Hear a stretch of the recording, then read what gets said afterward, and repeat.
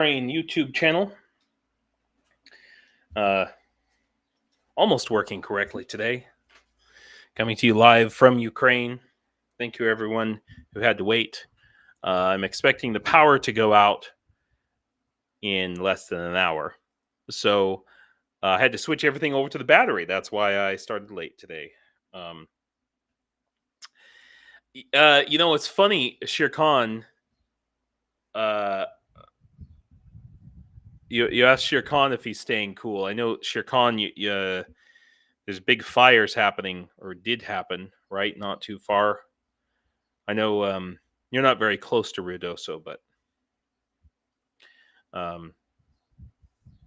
so I guess we'll start with this today. Trump threatens to cut U.S. aid to Ukraine quickly if reelected. I know that you guys all know about this if you haven't been paying attention.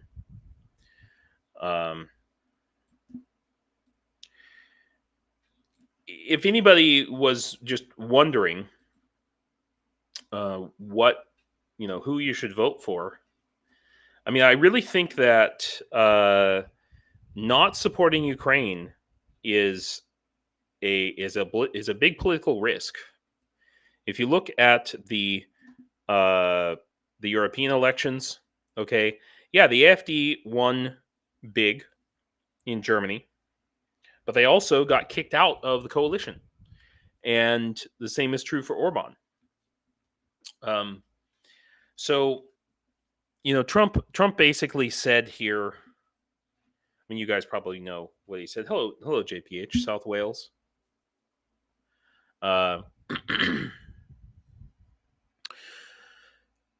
Trump basically said that he would actually, before he took office, he was going to do this. That he was going to make sure that this situation was that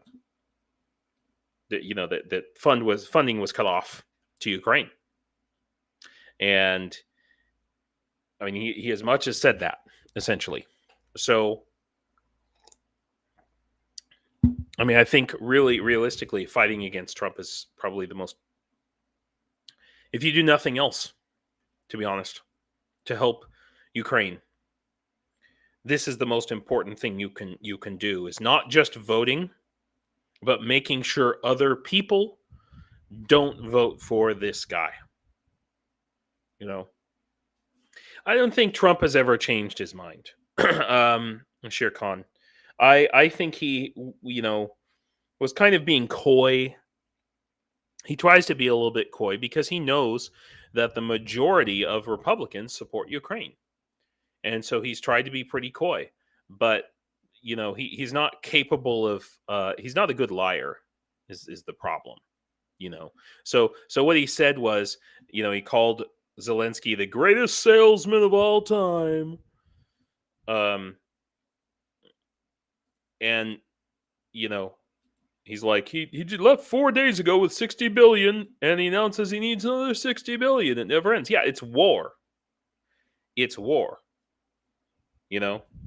And he's gonna need another 60 billion. Probably they need it probably by January.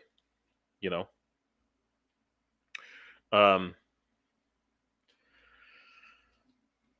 and then I know that JP over at ATP Geopolitics makes this, and Greg Terry makes this point a lot too, that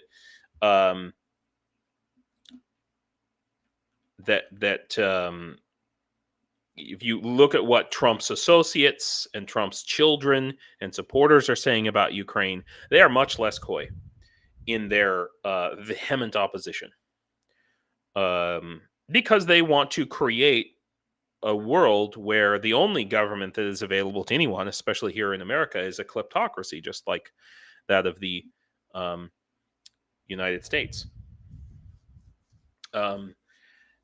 And I really think that he, just like his father did, he worships Hitler, and he said many times that, he said many times that he admires dictators, and he wants to be one. And yeah, he's all about expediency, Herb. That might be true. You might say he's changing his mind and all of that, but he has some consistency. He has some consistency, and this is one thing that he has been pretty consistent about. He's tried to hide his consistency, but he's not doing a good job. But on the plus side, we can arguably say that as I'm sure most of you know, if you are keeping up with these things, and you should be, that the situation on the battlefield is looking, a lot better. If you've been watching reporting from Ukraine or Denis Davydov, you know that there's this unit of Russian, about 400 of them, cut off, and it looks like even this little salient of the Russians in Vovchansk is about to be cut off. That's interesting. Why the people? Do you think that Trump and Mike Johnson broke up? I think so. I think that at least on the issue of Ukraine, I think that on the issue of Ukraine, I think they broke up, and I think that the Republican Party kind of found its true north, which is to be hawks, and to be anti-Russian. Like, they've been anti-Russian for almost 100 years, maybe more than 100 years at this point. And you could say anti-communist, and there's a difference, but for a lot of our history, there really hasn't been a difference. And I don't think there's a difference anymore, except in the fact that the Russians were. So the Soviet Union was never communist. Not in the sense that Karl Marx or anybody who talked about it. Cheryl, he said he would end aid for Ukraine on his first day, or if not before. He said if not before, and even before he gets into office. Yeah, I imagine trying to use his leverage again. And I think he could do it. Yeah. Johnson realized if he wants to keep his office, he better feed the bears. Yeah, and I mean, luckily that points to the fact that we still have a democracy.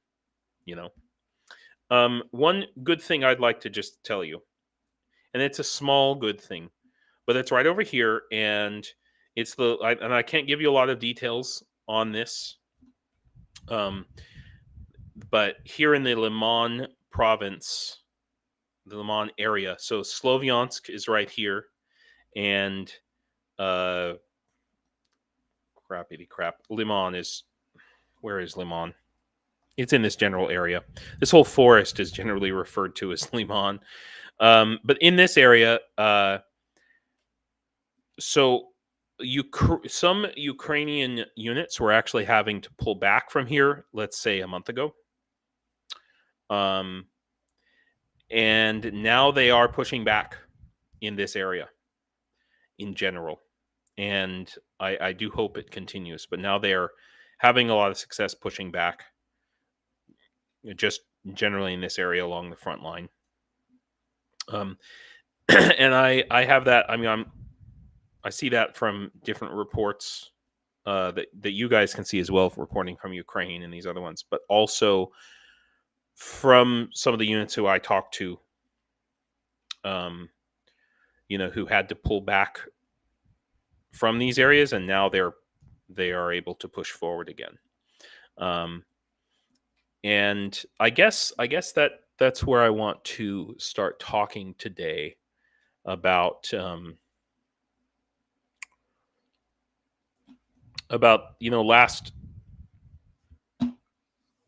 last Sunday I was speaking about my friend here in the 1st International Legion, and he is one of the guys we support. And just so you know, here's a picture of him kissing a cat, just for your viewing pleasure there.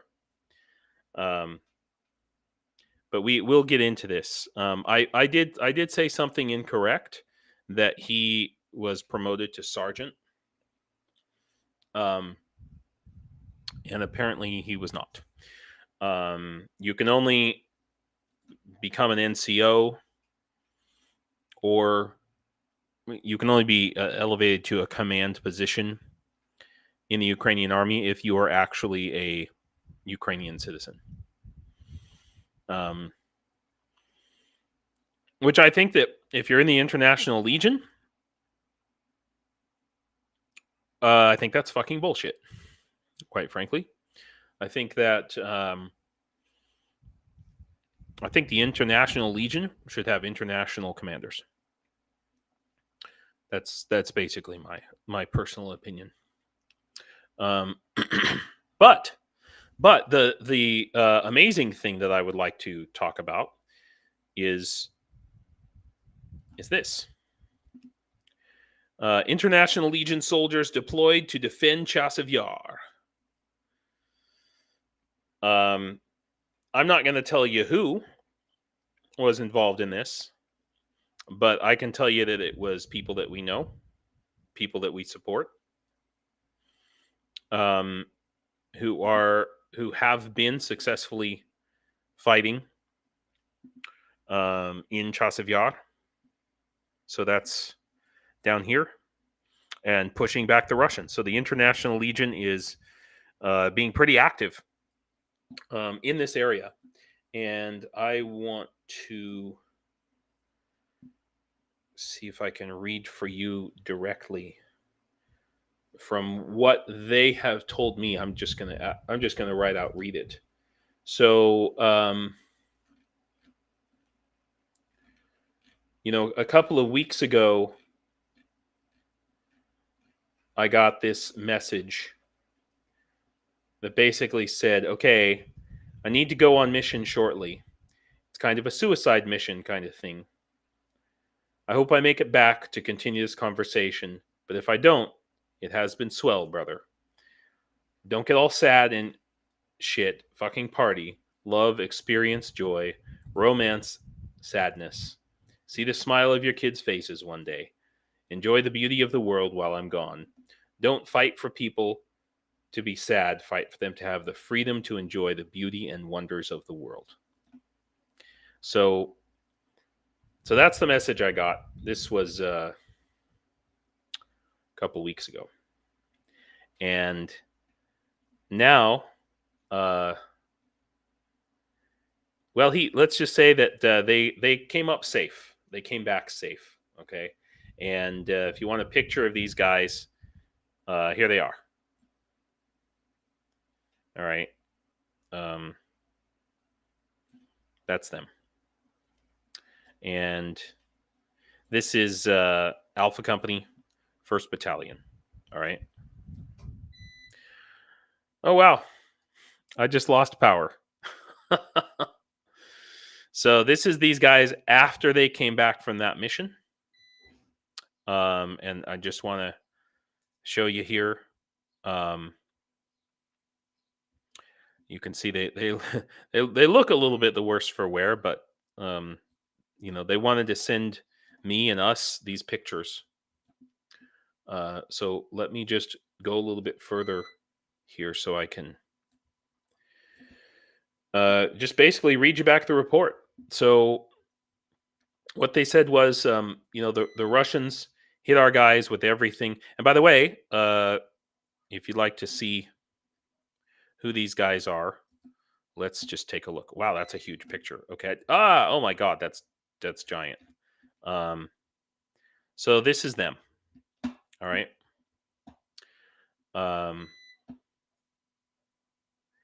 And what they said was, the Russians hit our guys with everything they had: helicopters, FPV drones, DJI drones. I guess I have power back. Okay. Artillery, and a Russian assault team. There was a firefight that tried to take the village, but the FPVs, helicopter attacks, and such ended up fucking up all of Alpha 2. So we're talking about different parts of Alpha Company, 1st Battalion. Yeah. 1 is still MIA. They almost took the village. Our brothers in Alpha 2 are all injured or dead. Team 1 in Alpha 1 was holding position for 5 days. We, Team 2, were sent to relieve them. Now, this is where it gets a little bit confusing, but bear with me here. We, Team 2, was sent to relieve them, take their place, and hold position while they rest and recover. The Russian attack was already in progress when we arrived to drop-off point. We were being bombarded and could not make it to Team 1. We had to stay at our location and provide support by fire, while Team 2 left their position to come to us. They took 1 casualty from artillery, but they got to use and were able to stabilize the injured. Team 2 also took 1 casualty and who was stabilized. Once they made it to our location, we had to make it to the evacuation point. A team of Ukrainians dismounted, and we mounted the vehicle. We were lucky to make it out alive. This photo was taken once we got back to our safe house. And so that's this photo here. So I'm just sharing that with you guys. Like I said, some of these guys are my friends. I know them personally. And I knew where they were. I have known where they were.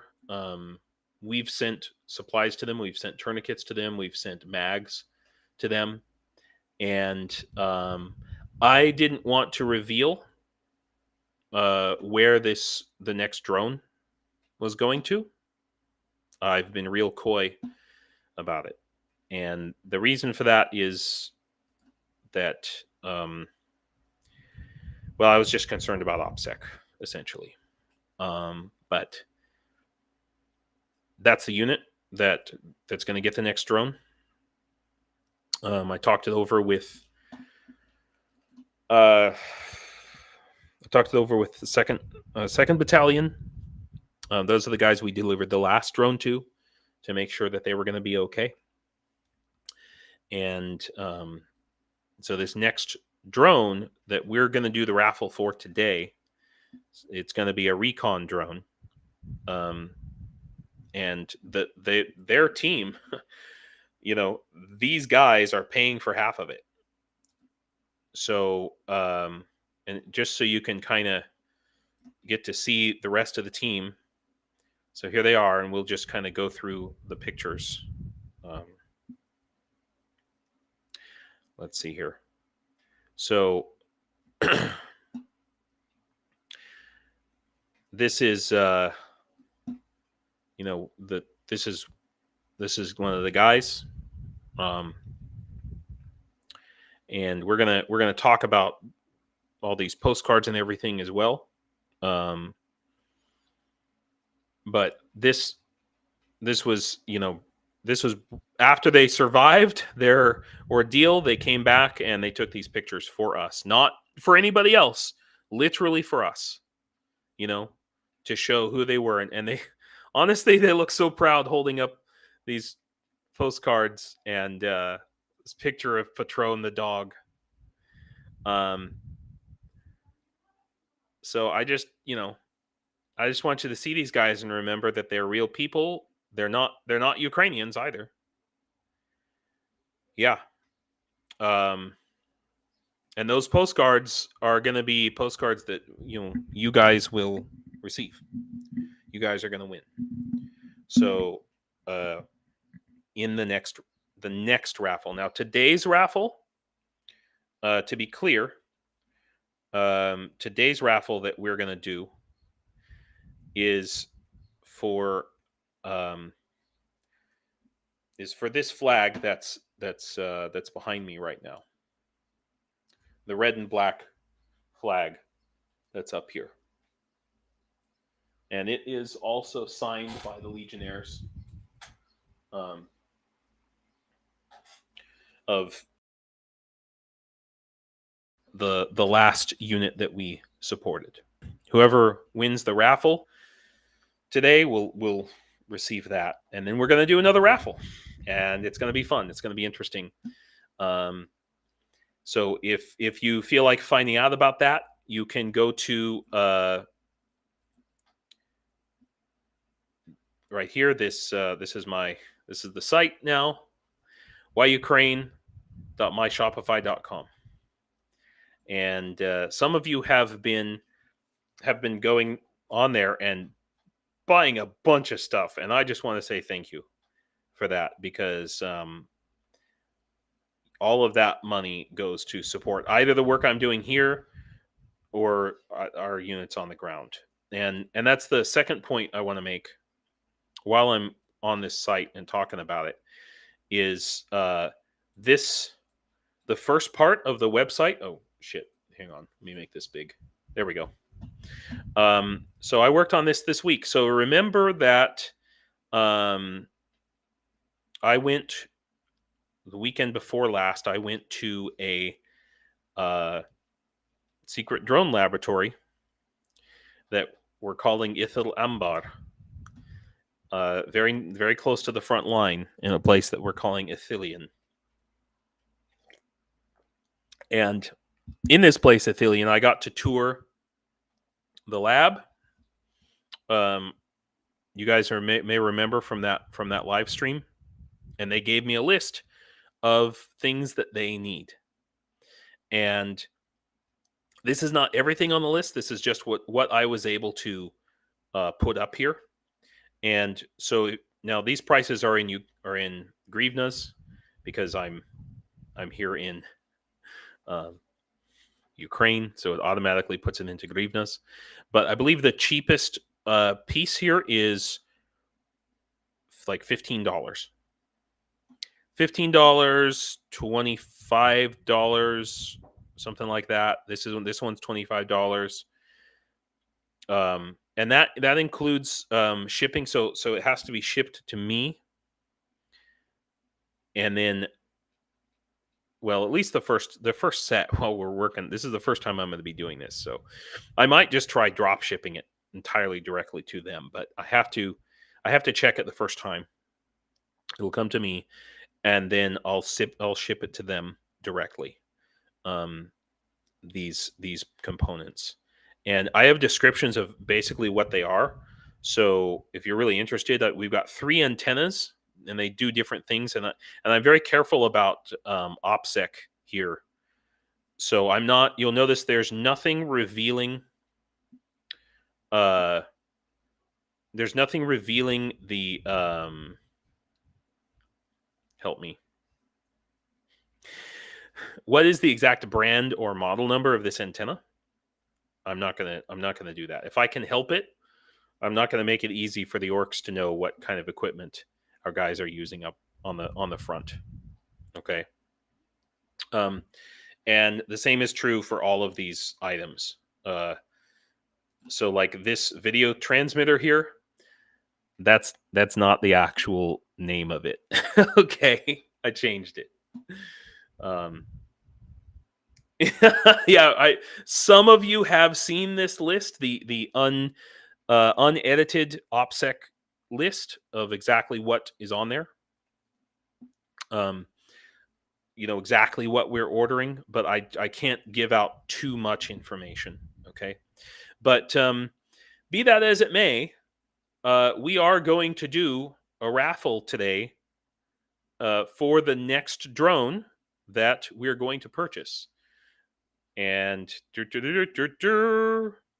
we do it now or should we wait? What do you guys think? Take a vote. We can go through more of the news and stuff, or we can yeah, it's a leather cat. It's hilarious that Pyotr is begging for ammo from North Korea while that same ammo is literally killing his own soldiers. Yeah. Now? All right, let's do it now. Sounds good, everybody. I'm going to shuffle the names one more time. And here we go. Are we ready? No. No. Okay. I'm going to turn up the sound. Let me know if you can hear this. Okay, 1, 2, 3. Go.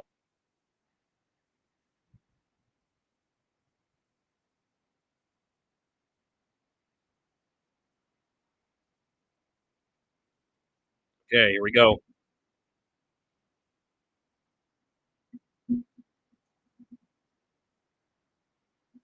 Oh my god,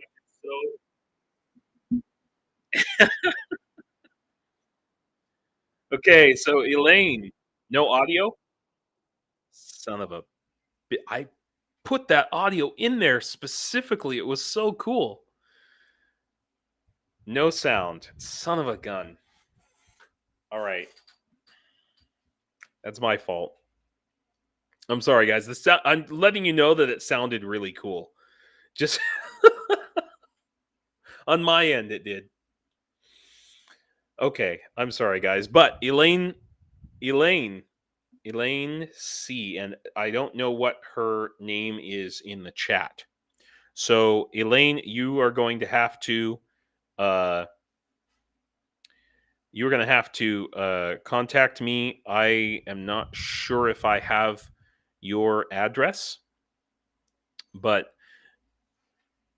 yeah, Ken, thanks for coming. Thank you very much. So Elaine, definitely send me a message.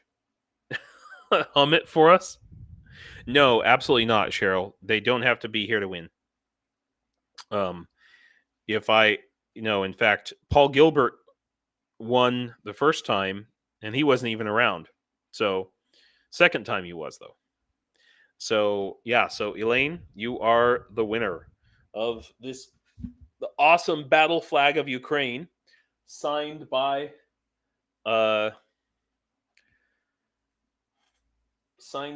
guys from our own International Legion. So pretty amazing stuff. Yeah. Wait, Leathercat, is that you? Are you Elaine? Is that your name? Congratulations, if so. Yes, that's true. Paul Gilbert, very frequent Ukraine supporter. So awesome stuff. Really super awesome. And thank you to everybody who supported. Now, at y'all's recommendations, I have some of you have asked to do multiple raffles, to have multiple raffles running at the same time. I want to know what you guys think about that. Please, you can tell me here in the chat, or if you want to message me in Discord, please do so. Because I'm so, like, for example, this item right here, this is about $100, and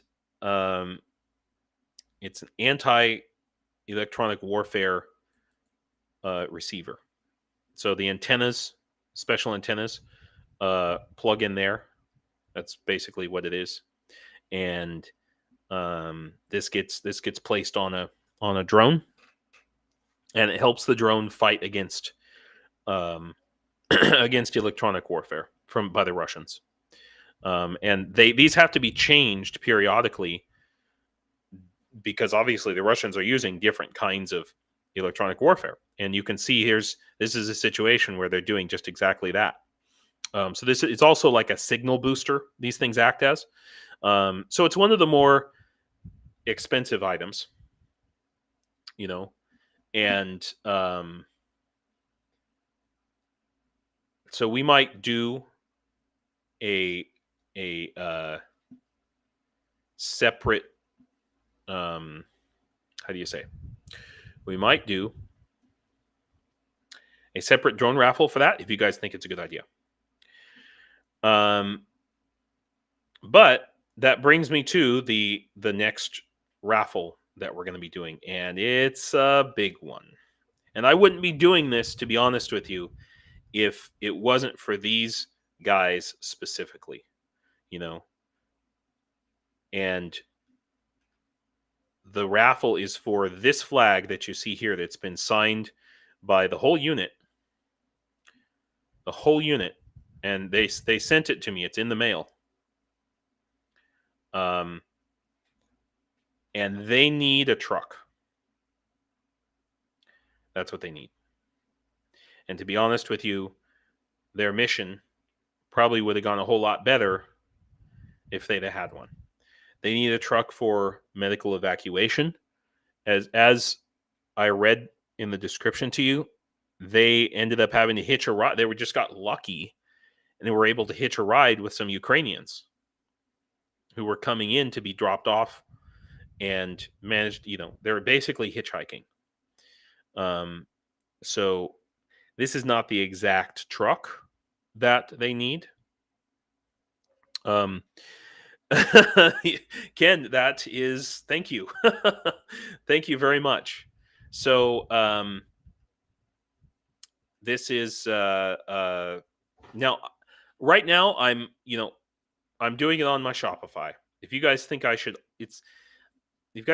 also do it on Buy Me a Coffee, I could do that as well, but then it's a lot. It's a lot to manage. Leathercat, I mean, that's perfectly okay. Totally cool. I understand not everybody can do that. Leathercat, I know you do a lot, and there's a lot of us here who maybe we don't have a lot of money to spend, but we're still doing a lot for Ukraine. So that's okay. But here's the deal with this raffle. All right, this is going to be different because this is big. Shirkan, here's the problem with donating through Super Chat. Okay, Real Dave Seaman.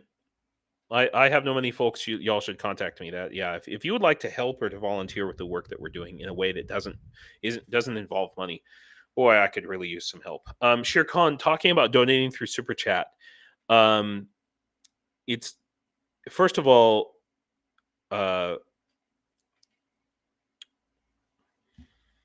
YouTube takes like 30%. And I am not always able to keep track of, I should be able to, but I don't have this ability for some reason. I'm not able to always keep track of when you do Super Chats. You'll notice I'm not commenting on your Super Chats. Sometimes you guys do Super Chats and I don't see it. And it has to do with the fact that the recording software that I'm using doesn't always show Super Chats, which is pretty dumb. So I need to either figure that out or change it.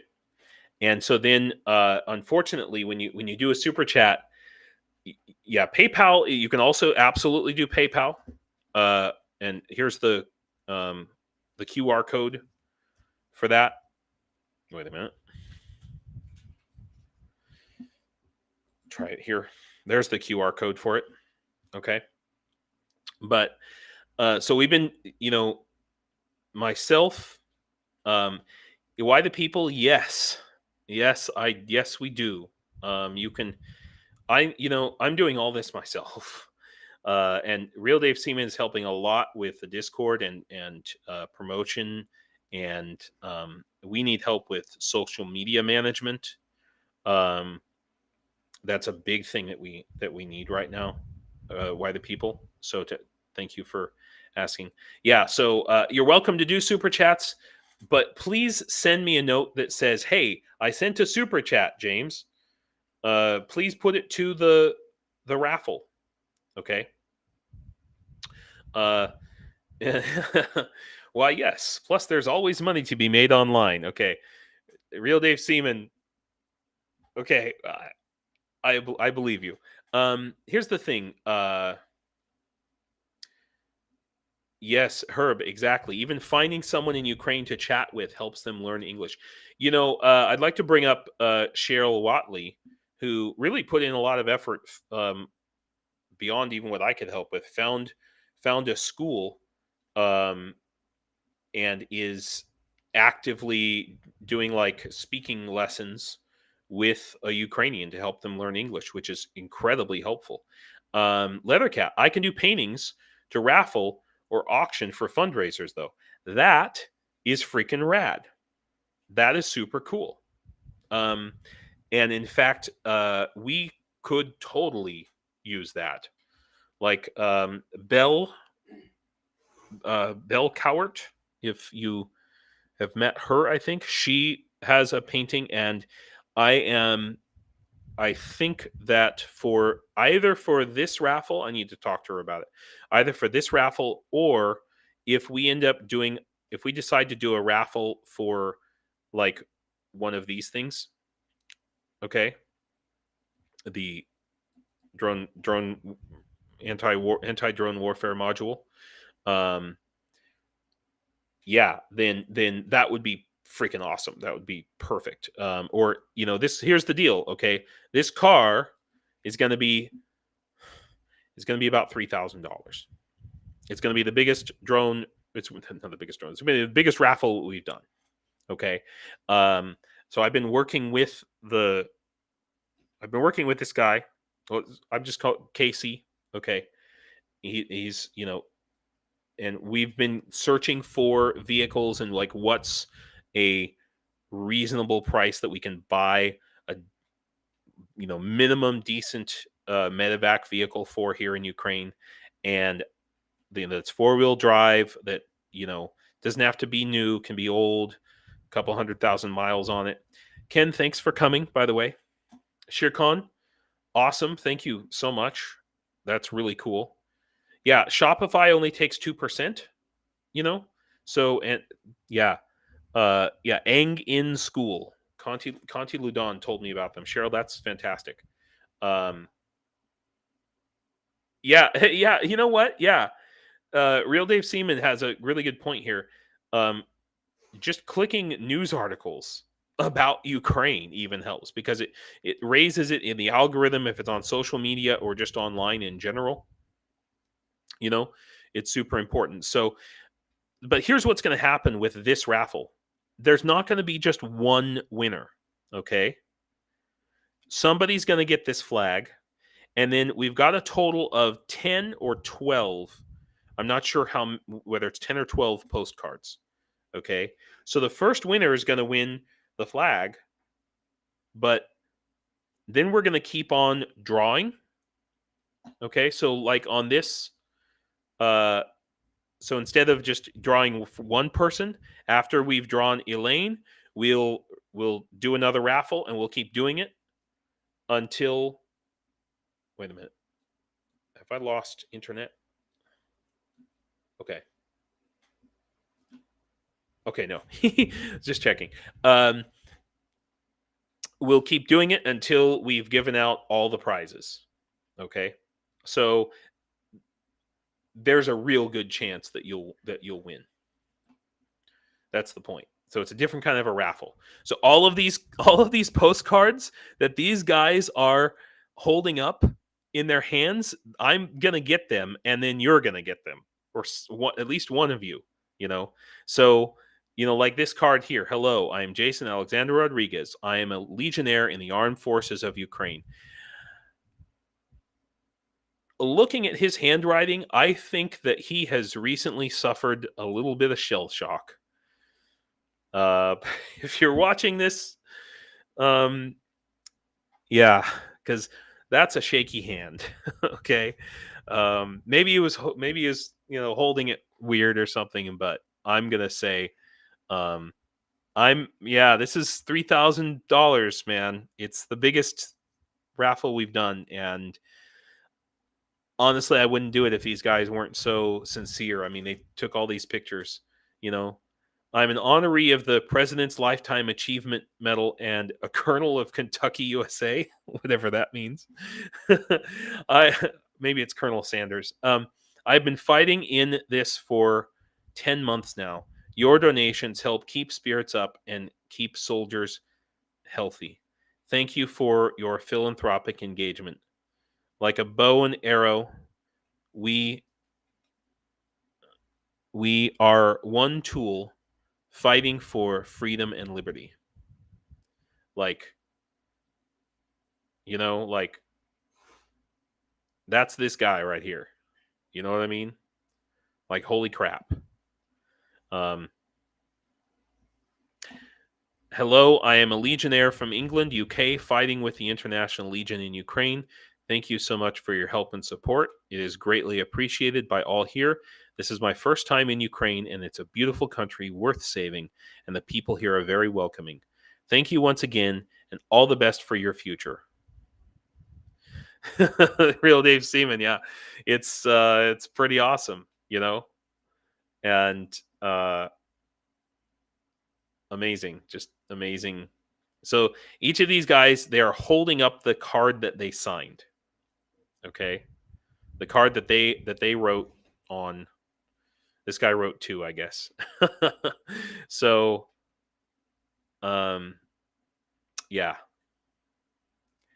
it's pretty special. It's pretty important, and I hope that I hope you win.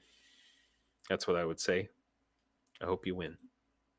So yeah, history right there. Exactly. Big stuff. Big deal.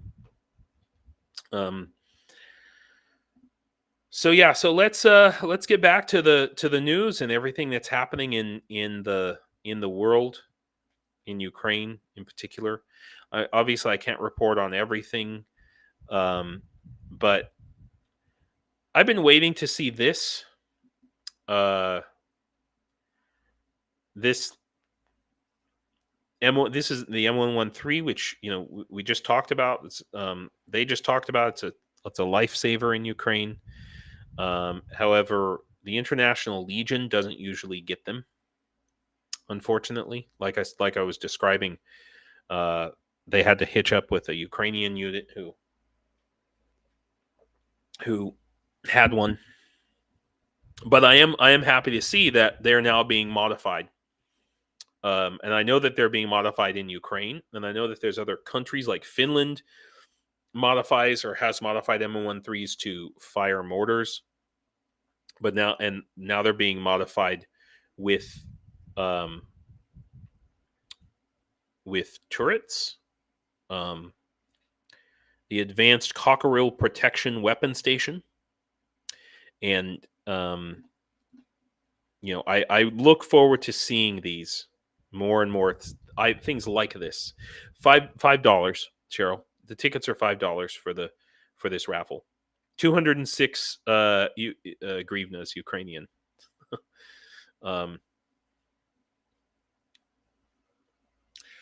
Yeah. So yeah. Thank you, Real Dave Seaman. I failed today to create a Discord link, but I will.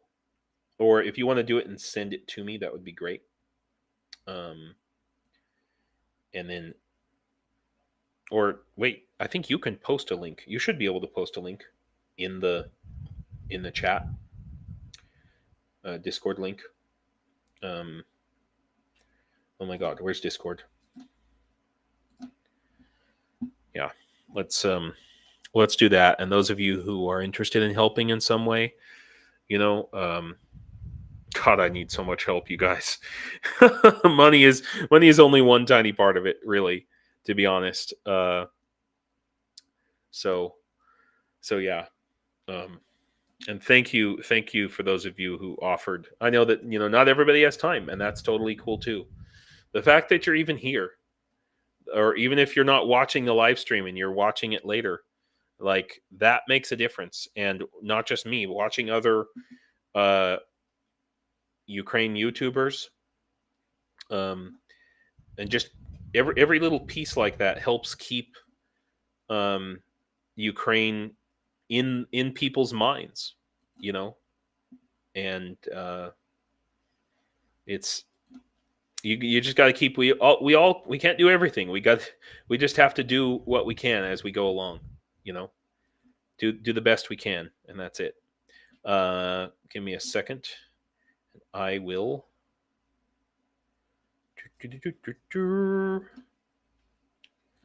I'm going to set this to this is enough for 10 of you to join, and I'm going to post it to our chat here. Oh yeah, it's all good. I forgot, Real Dave Seaman, you're pretending to work. So if any of you would like to join our Discord, you can go there, and you may not see everything right away. We do have to have some security things in place because we need reporters, recruiters, donations, information, all kinds of things. Lots to do here, seriously. But we do have to be concerned about security because we do have orcs lurking in our live streams sometimes, and we had one last time actually. So I have to be careful about that. So I'm not laughing about this situation. I was laughing that Real Dave Seaman. Leathercat, I've been sharing streams and articles as much as I can, especially anything that debunks Kremlin lies and propaganda. Yeah, I had 2 live streams in a row just talking about that the last couple of weeks. So I just think this is interesting. I didn't even know that there was a popular Kazakh opposition figure. I didn't even know he existed. And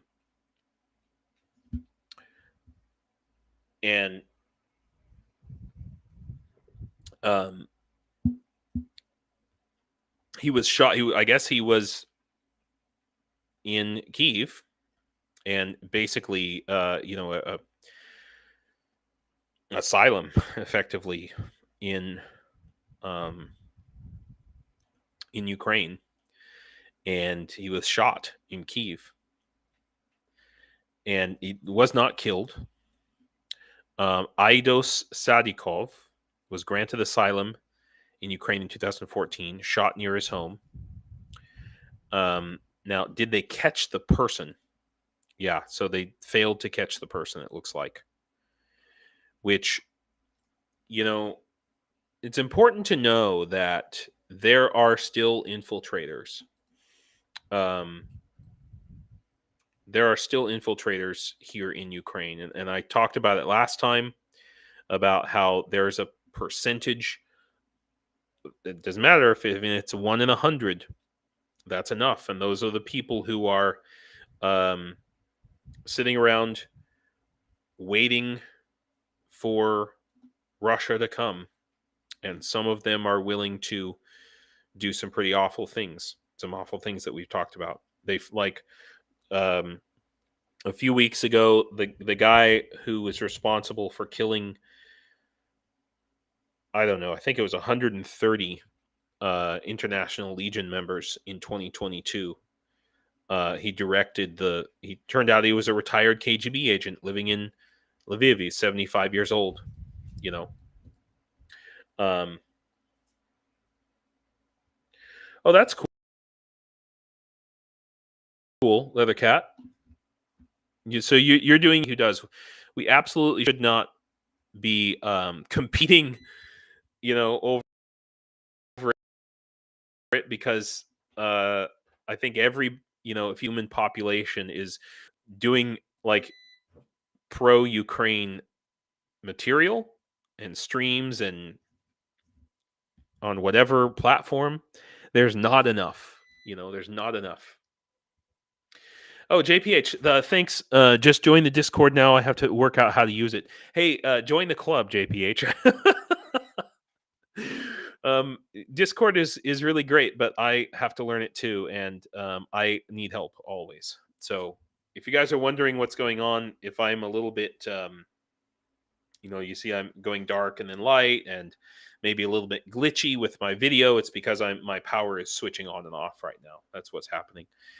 So yeah, uh, and I want to save this for the end. Yes, I do. I want to save that for the end. So this is a pretty interesting article. Ukraine radically changes tactics with a Western green light to strike Russia. Now, I know this is from a few days ago, but I think that it's. I mean, we've seen some of it already, obviously. But it's going to be. I don't think we've seen the fullness of the changes that are coming to the Ukrainian tactics. At least I hope not. I hope not. And this is from June 5th, talking about and it's a lot of this territory has already been taken back.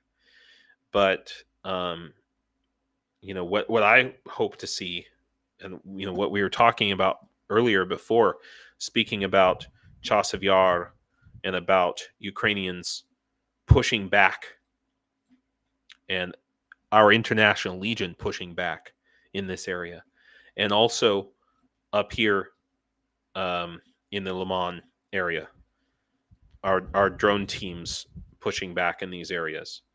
I hope that it reflects a change in tactics and strategy, and maybe it's connected somehow to the changes in commanders too.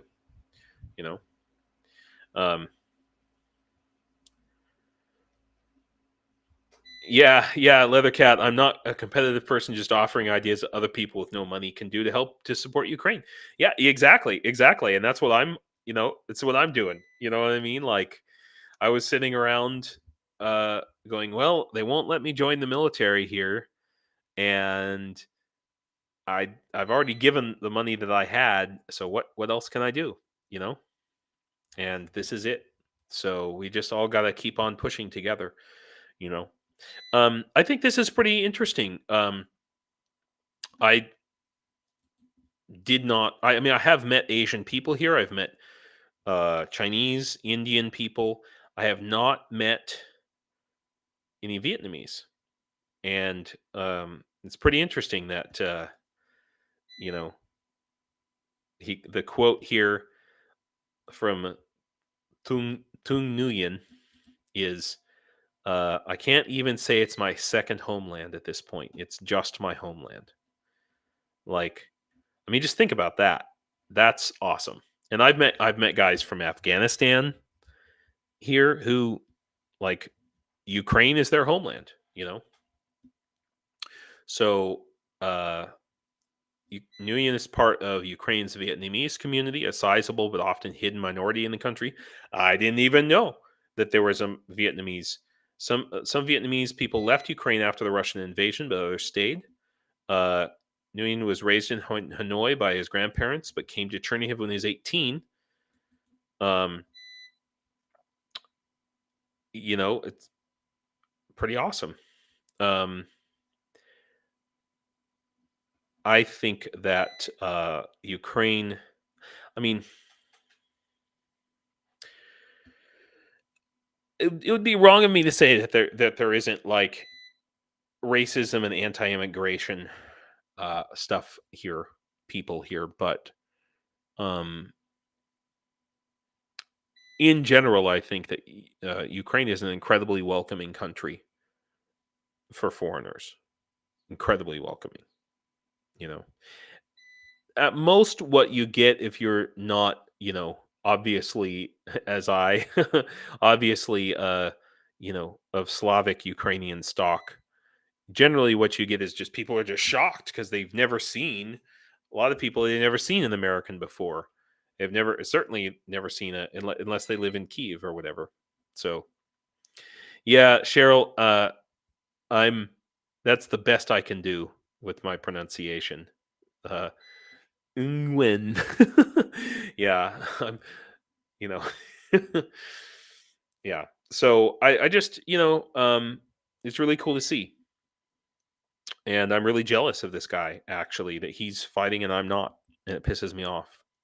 It really pisses me off, to be honest. Um,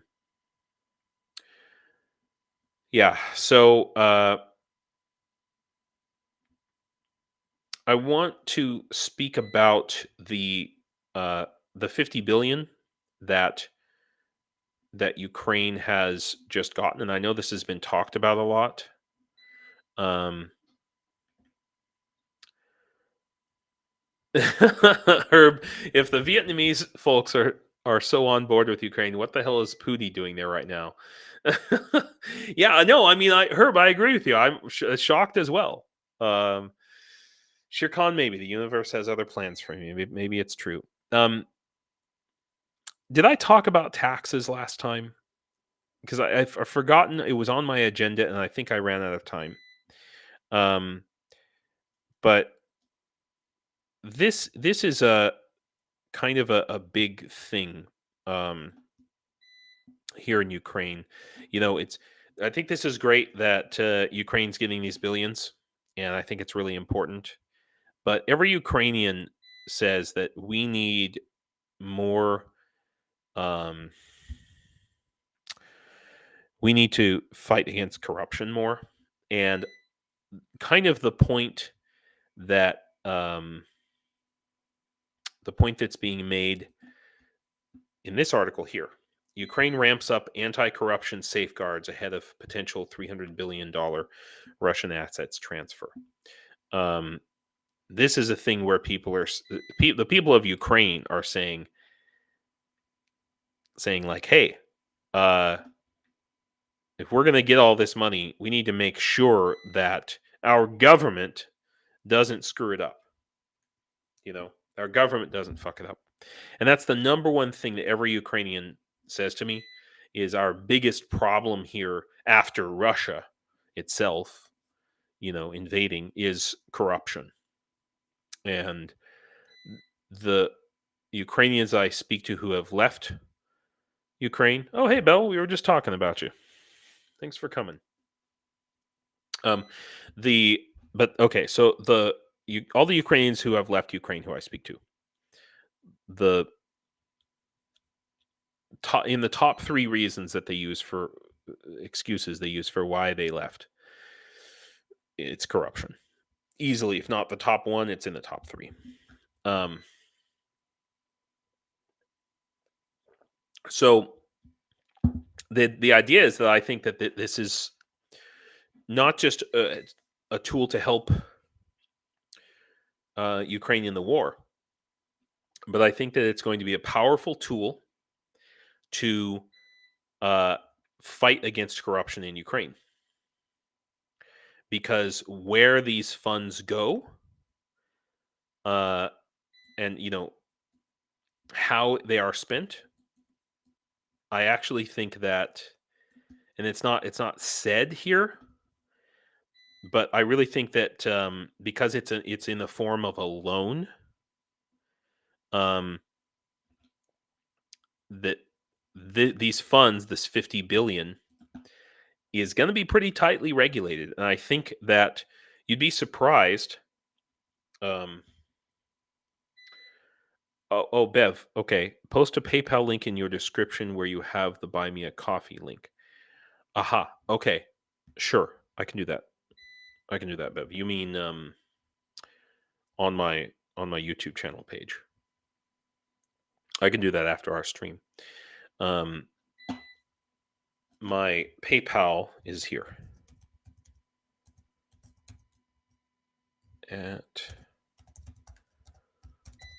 That's the PayPal.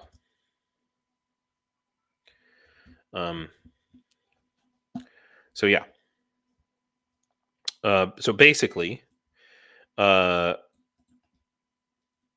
point I'm trying to make here is that a lot of Ukrainians, I think, would be very much in favor of these, frozen Russian assets. The way they are spent being pretty tightly controlled. In other words, the Ukrainian government shouldn't get the right to just spend them however they want. Okay, that would be the general Ukrainian opinion, is what I'm saying. I know that sounds a little bit crazy, but it's really true. Um, okay, so Herb says, okay, if the interests on the deposits are being used to fund Ukraine, can Ukraine take less and use the rest to pay back the loan? Um, well, I think the Ukraine is not actually going to be paying, even though the money is being loaned to Ukraine per se. Ukraine is not actually going to be paying back the loan. The loan is coming out of the 3 billion or something per year that that they're expected to get. So they're being given 50 billion now, and I predict that they'll probably get next year another $50 billion loan based on the same collateral. I would not be surprised. You know, I think that should be the case. But so this is the point that I wanted to move on to. Um, and I know that some of you are going to disagree, but this is a big debate that's happening in Ukraine right now, and it is connected with what I was previously speaking about. Um, Ukrainians are to be taxed more. The government says there's not enough money for the army, but is this really the only way? So Ukrainians are not happy about the possibility of being taxed more for this war. And it's not just because nobody wants more taxes. So it says here in 2024, Ukraine may increase the rates of value added tax, which, if you don't know what that is, if you're an American, it's a little bit like sales tax, but it's calculated in a different way. Okay.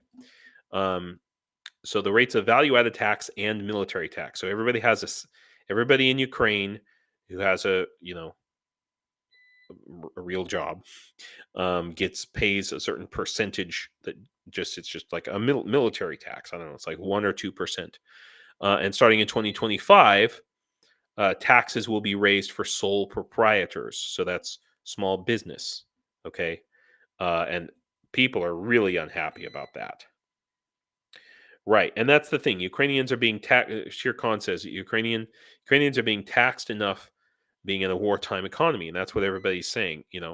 Um, the authorities claim that such unpopular steps are necessary to finance the Ukrainian army better, and the funds for its maintenance come from the state budget, which is formed from taxes.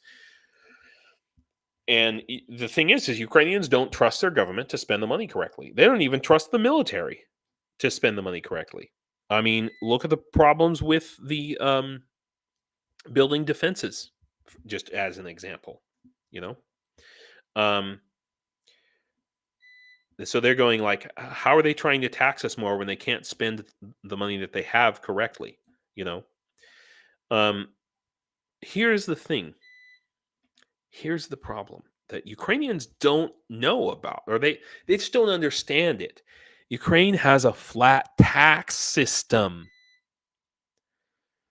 Aren't drone factories small businesses? Yes, but most of them. Okay, so here they're talking about sole proprietors, additional taxes on sole proprietors.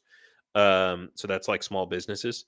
Most people struggle mightily to not register their business if they can, because it just means they're going to have to deal with a lot of shit.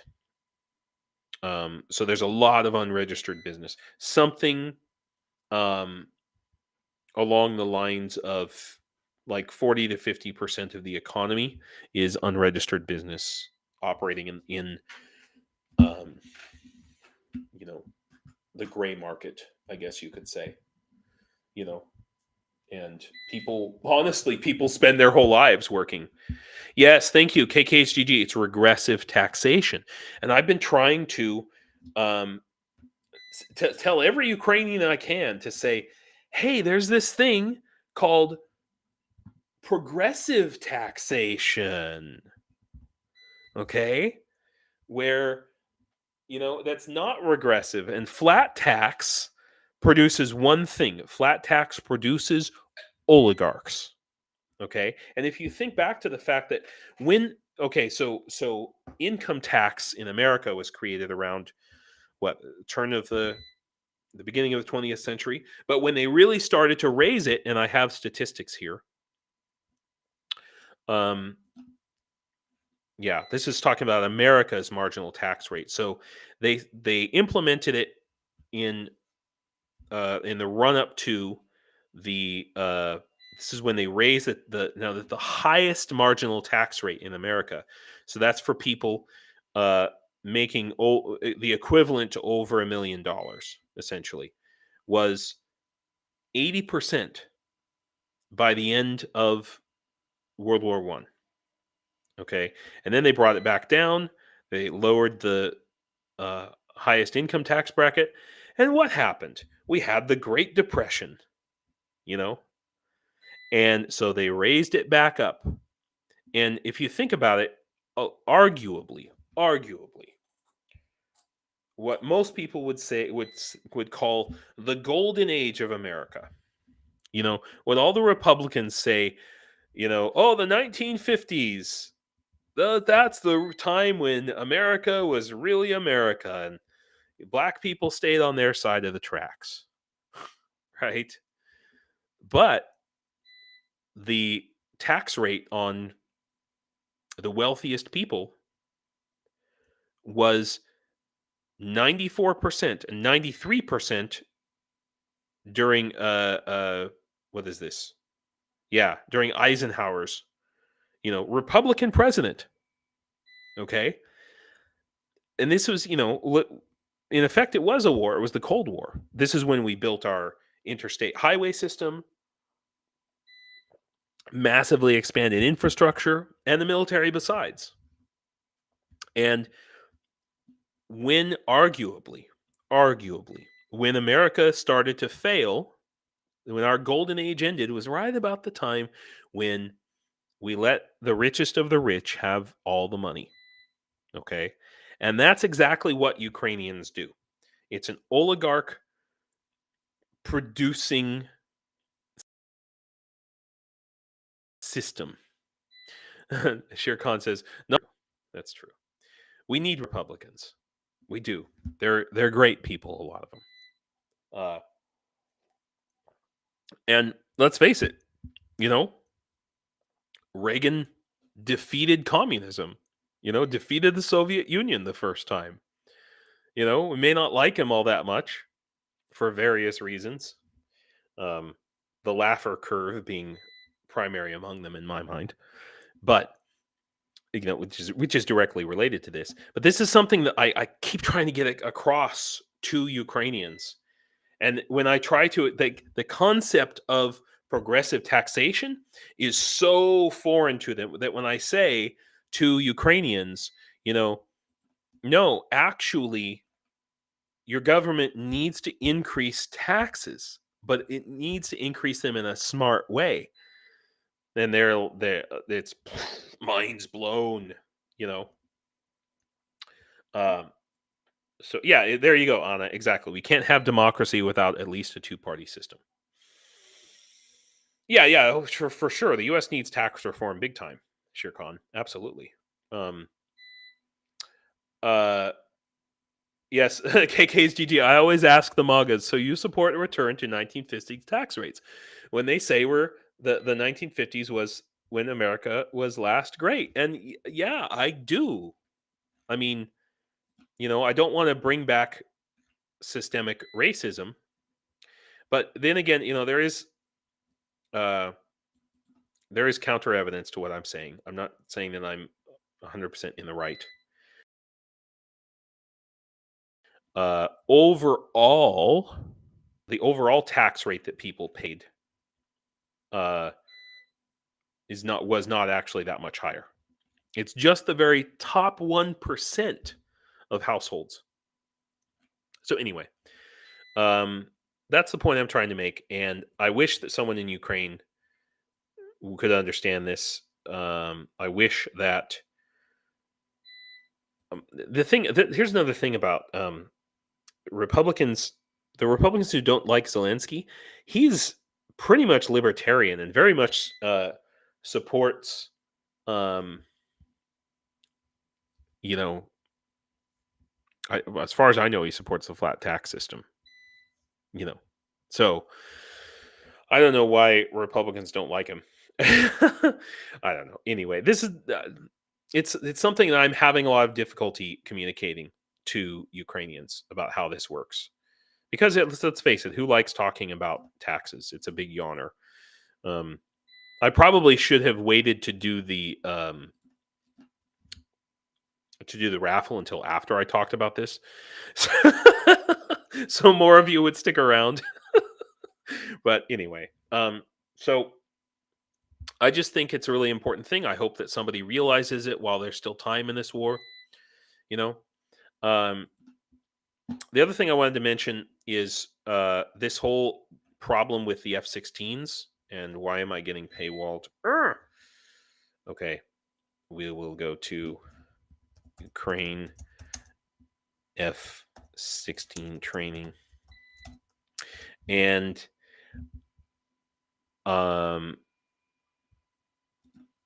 okay, here we go. This is fine. Kiev Independent. JP for the ATP Geopolitics, he saw an article that really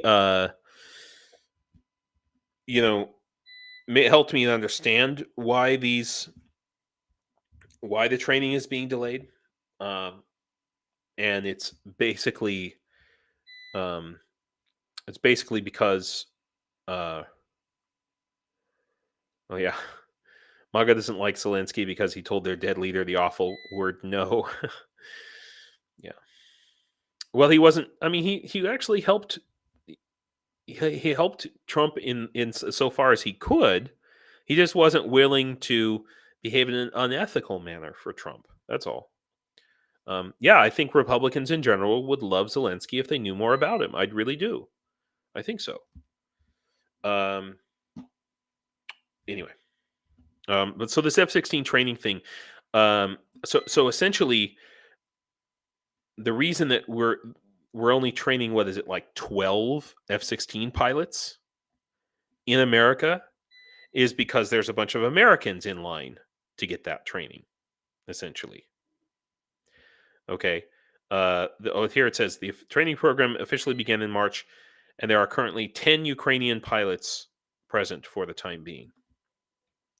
And there's this big debate because America isn't training more pilots, and the Air Force is coming back and saying, well, we have a bunch of actual Air Force people and people from other countries, and there's only a very limited time that they can be training, because of their age, and it takes a long time. It takes like 2 to 5 years, blah blah blah. But here's the thing, okay? What weakness does this show to Russia? How weak does it make us look, America, when they're going, oh, so the Americans can't even train their own people, much less Ukrainians.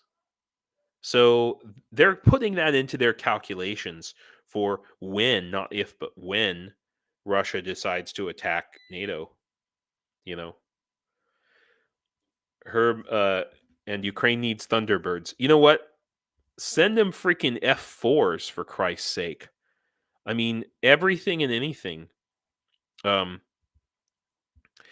so this, it just like with the lack of artillery, revealed this huge hole. It revealed the fact that NATO forces in America, especially, were trying to use this strategic ambiguity, and the whole time Russia was not fooled.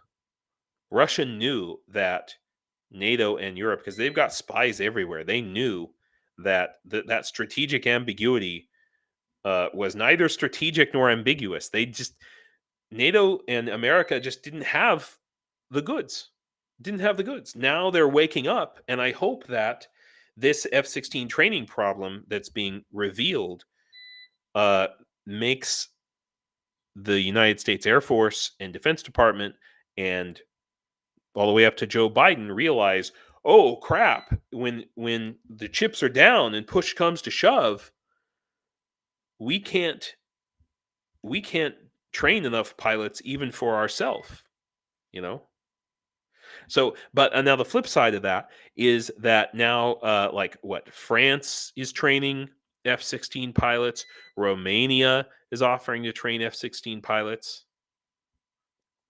Um, yeah, there you go, Leathercat. If I remember right, A5s and A5S. Okay, that's too many. F4s are closer to MiG aircraft, or they're at least from the same generation as some of the ones I think that the yeah. Oh, sure, Herb. Sounds like the Flying Tigers I advocate. Yeah, I mean, we need an international legion of fighter pilots. I think, you know, I think that would be freaking great.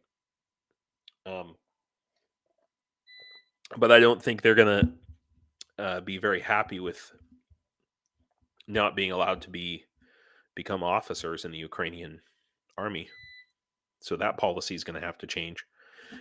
I made this big shebang, this big to do about all of this officer training here that's going on in the International Legion, only to find out that actually they're not allowed to be officers unless they become Ukrainian citizens. And so, what are they studying for? I think that's pretty wrong. I think that at a certain point, ranks don't matter. I think that the International Legion will just kind of start to do its own thing within the confines, um, within the confines of the situation that they have. So, these guys that are, you know, our guys from our countries that are fighting in places like Chasiv Yar,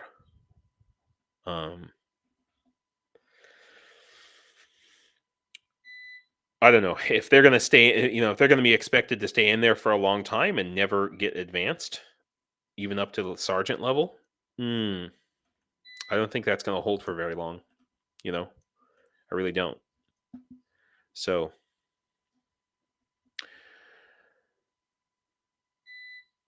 yeah. Oh, we talked about this last time. I'm sorry. We had a whole discussion about that. But this is very interesting here from this is from the French army. And I don't know, what do you guys think about this here? So he says small drones will lose combat advantage. Soon lose combat advantage. So this is, I think, maybe what the bigwigs in many armed forces are probably saying right now, that like, well, okay, yeah, these little drones, these little garage tech uh things carrying handmade grenades are um they're having their time, right? He says, while anti-drone systems are lagging and leave the sky open to things that are cobbled together but which are extremely fragile, countermeasures are being developed. Um, Already today, 75% of drones on the battlefield in Ukraine are lost to electronic warfare. I don't know if that's true. There have been times when that was true, and we've heard about it, where we started to hear from Ukrainians on the ground at the beginning of this year, the first like 3 months of this year, we were really starting to hear that. But that's where technology like this stuff here, it's a cat and mouse game. This is the technology that defeats that electronic warfare. So yes, maybe it was true that at one point 75%, but I don't think that's the case right now. So it's going to be very interesting to see if these big armies like France, like the USA, continue to. Oh, hey, Paul. guess what? You'll never believe who won the raffle today. You'll never believe it, Paul. You guys want to tell him who won the raffle? I'll let you guys tell him. um, okay. In any case, it'll be interesting to see if our governments, if our Western governments continue to place their bets on big expensive technology versus uh, small. So he says here, the life of impunity of small, very simple drones over the battlefield is a snapshot in time.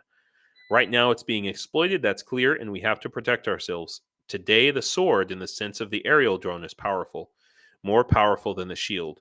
The shield is going to grow. I mean, I agree with that, but I wouldn't put all your eggs in that basket. You know what I mean? And in the meantime, I think that uh okay, Paul. Paul came to pick up his flag. Yeah, sorry you didn't win this time, Paul.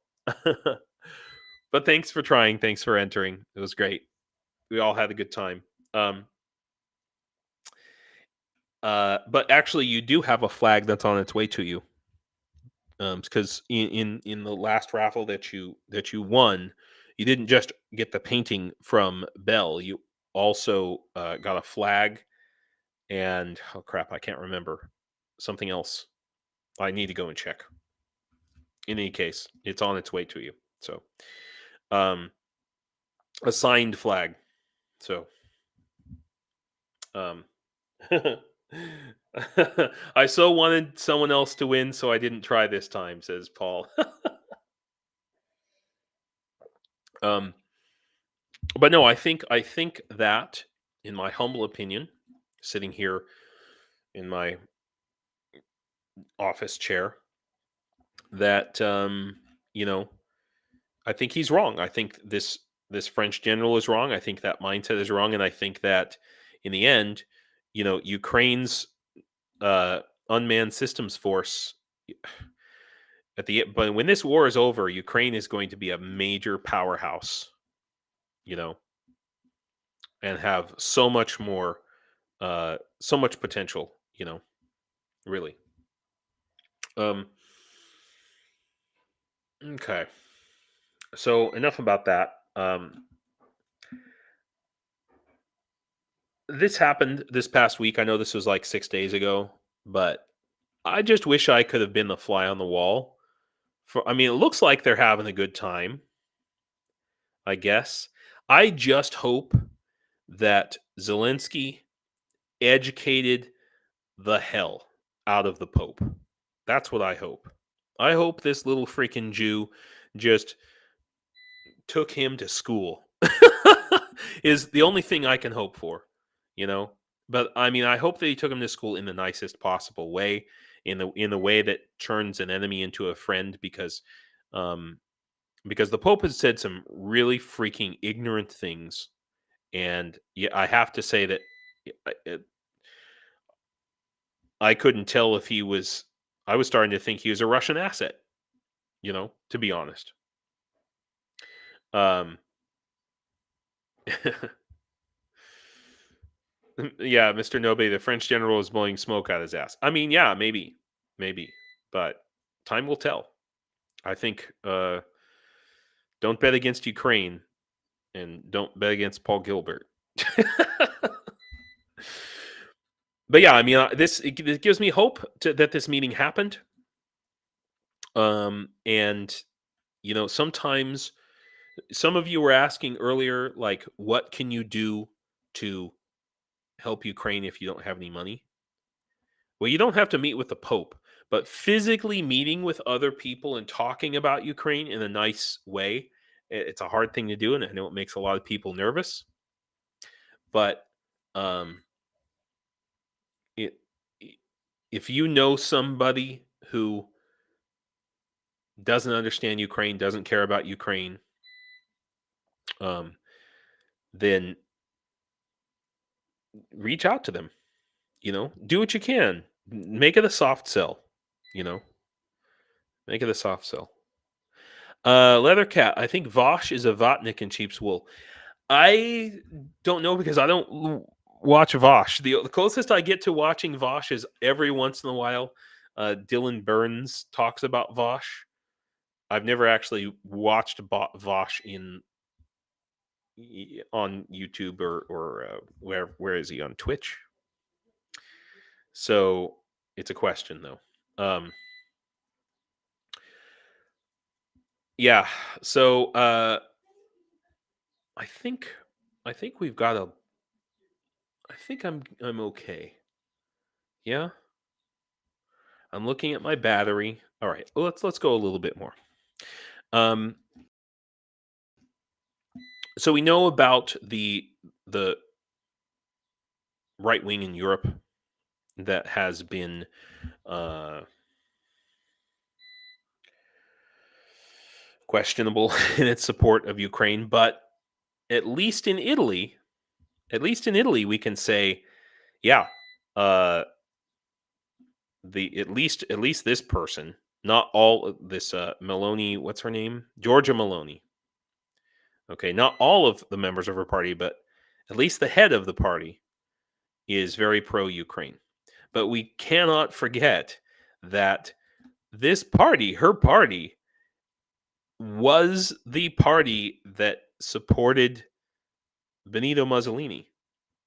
I mean, the Brothers of Italy party is the country's most right-wing government since the Second World War, and they actually were the guys.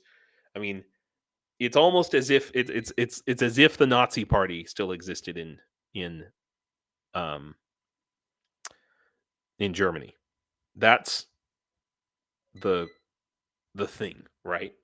And this party, a lot of this party is pro-Russian. I mean, she's not, but a large percentage of them are. And isn't it interesting that they also a large percentage of them happen to be fascist? Isn't that curious? Hmm.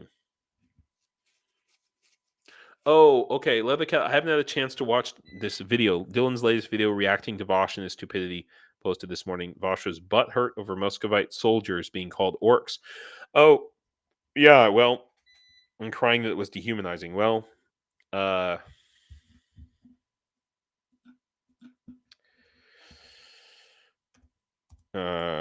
Russian tank, Ukrainian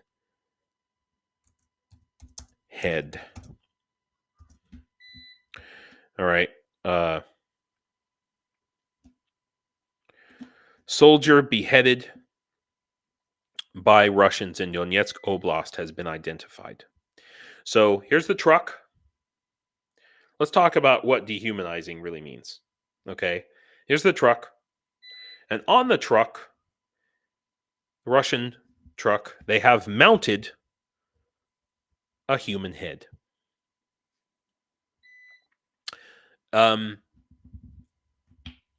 Let's talk about dehumanizing.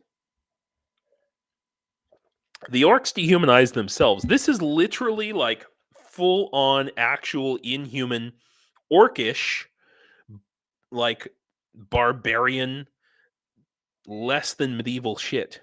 Okay. Like way beyond inhuman. Okay. Inhuman is a compliment. So, yeah, they're orcs. Okay. Anytime anybody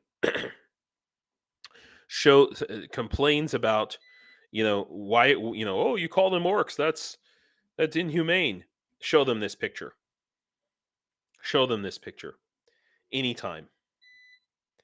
Okay, and we have hundreds and thousands of countless pictures and testimonies of awful, horrible things the orcs have done. They're called orcs for a reason. They earned it. It's not prejudice, it's post-judice. It's post-judice. Okay? Yes, thank you. Very, very good, Cheryl. Orcs were elves who were tortured and enslaved until they became orcs, an apt metaphor for what happens to people under occupation and stolen Ukrainian children. The orcs used to be good people. They could have been good people. They've been brainwashed. They've been subjugated. Calling them orcs is inhumane to orcs. Yeah. Um. So yeah. So they identified this dude. Just awful. I can't. I just can't imagine. I can't imagine. They can't disclose his name at present. Can you? I mean, who? What the hell? This is not like 2,000 years ago or something, or this is not like Game of Thrones. You know. Thank you, Bill. Over 100,000 documented war crimes. Yeah, I'm sure Dylan Burns. I love Dylan Burns. I'm sure Dylan Burns. I will. I will. I'm sure Dylan crushed him. Um, yeah. So I'm sorry to end on that note, guys. Uh, let's end. Well, I don't know if this is any better, but look, this is in Ivano-Frankivsk, okay, and I was in Ivano-Frankivsk, like a month ago, 2 months ago. The weekend I did my first drone delivery. And this, I have some videos, some shorts where I show this, where I walked the whole length. There was, oh my god, there was like 1,000 of these memorials. And it talks about like, how old they were, um, and what their rank was, and all of this. And this is in like the main, uh, kind of the main square, the main street that people walk through, and you know, just they're just people. They were just people, all of them, and no Ukrainian chose to start this war. And there's a memorial like this in my hometown now, too. I'll probably go and make a video of it and show you soon enough. But don't ever forget who the ones who are humans are the ones who are acting like humans in this war.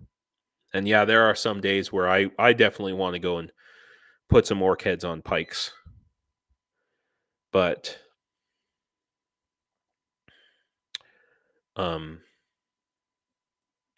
never forget what side you're on and what we're fighting for.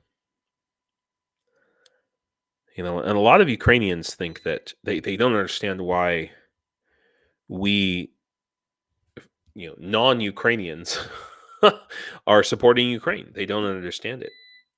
Because to them, they're just fighting for, their homeland, and they're like trying to think about, people from South Africa coming to Ukraine. It's when they think about other places outside of Ukraine, to them it's like a fairy tale land.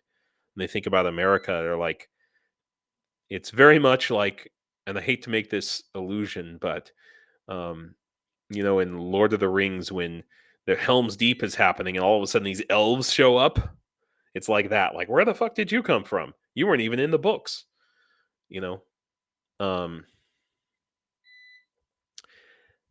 and so I just try to tell every Ukrainian I meet, it's because you stand on the side of freedom and democracy and truth.